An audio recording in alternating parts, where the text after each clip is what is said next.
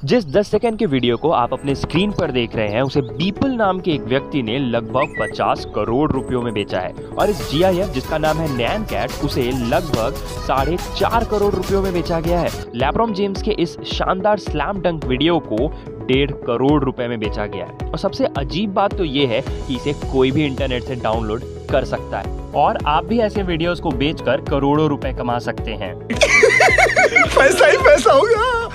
तो जिन वीडियोस को अभी आपने देखा उन्हें सेल किया गया है NFT के थ्रू। NFTs.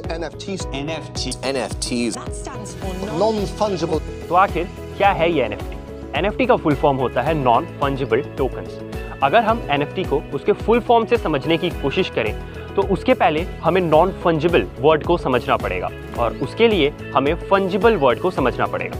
फंजिबल का मतलब होता है something which can be replaceable, जिसे आप किसी और ऑब्जेक्ट के साथ रिप्लेस कर सकते हैं और रिप्लेस करने के बाद भी उसकी वैल्यू सेम ही होनी चाहिए।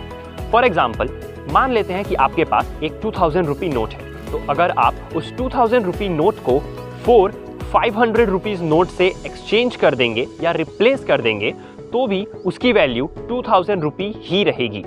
तो इसी तरह नॉन फंजिबल का मतलब हुआ something which can not be replaceable, जिसे आप किसी और ऑब्जेक्ट के साथ रिप्लेस नहीं कर सकते हैं। फॉर एग्जाम्पल, ताजमहल पूरी दुनिया में सिर्फ एक ही है और आप उसके वैल्यू को किसी और दूसरे मॉन्यूमेंट से एक्सचेंज या रिप्लेस नहीं कर सकते हैं। तो सिमिलरली नॉन फंजिबल टोकन्स यानी NFT में उन डिजिटल आर्ट्स को सेल किया जाता है जिसके वैल्यू को आप रिप्लेस नहीं कर सकते।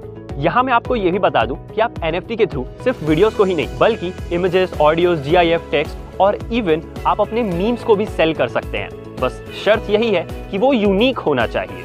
यहाँ पर टोकन वर्ड का यूज इसलिए किया जा रहा है कि जब आप NFT के थ्रू किसी डिजिटल आर्ट को खरीदते हैं तो आपको एक टोकन या एक सर्टिफिकेट दिया जाता है जिससे ये प्रूव होता है कि इस डिजिटल आर्ट के मालिक सिर्फ और सिर्फ आप ही हैं।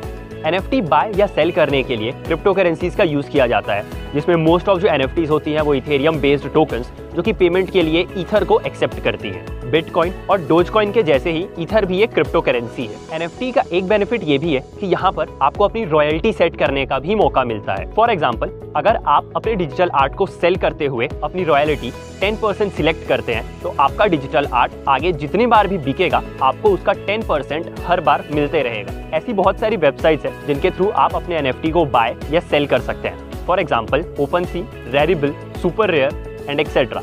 आपको डिस्क्रिप्शन में ऐसी टॉप 10 वेबसाइट्स का लिंक मिल जाएगा जिनके थ्रू आप अपने NFT को बाय कर सकते हैं या सेल कर सकते हैं। कुछ लोगों का ये भी मानना है कि NFT बस एक बबल है, उसका क्रेज आज के टाइम पे तो बहुत है बट वो ज्यादा दिनों तक नहीं टिकने वाला। NFT की एक प्रॉब्लम ये भी है कि यहाँ पर लोग दूसरों के डिजिटल आर्ट्स को अपना बताकर सेल कर रहे हैं और पैसे कमा रहे हैं, जो कि गलत है। NFT के साथ सबसे बड़ी प्रॉब्लम यह है कि वो इथेरियम बेस्ड ब्लॉकचेन टेक्नोलॉजी पर काम करती है, जिसके लिए बहुत सारी इलेक्ट्रिसिटी और एनर्जी लगती है, जिससे बहुत ज्यादा ग्रीन हाउस गैस रिलीज होता है। फॉर एग्जाम्पल, इथेरियम का जो एनुअल एनर्जी कंजम्पशन है वो पूरे एक देश नाइजीरिया के एनुअल एनर्जी कंजम्पशन के इक्वल है। तो ये वीडियो यहीं खत्म होती है। उम्मीद है कि अब आपको शायद NFT के बारे में थोड़ा बहुत समझ में आ गया होगा। तो अगर आपको ये वीडियो अच्छा लगा तो इसे लाइक करिए, शेयर करिए और चैनल को आप सब्सक्राइब भी कर सकते हैं। अगर आप ये वीडियो इंस्टाग्राम पर देख रहे हैं तो मुझे फॉलो करना ना भूलें।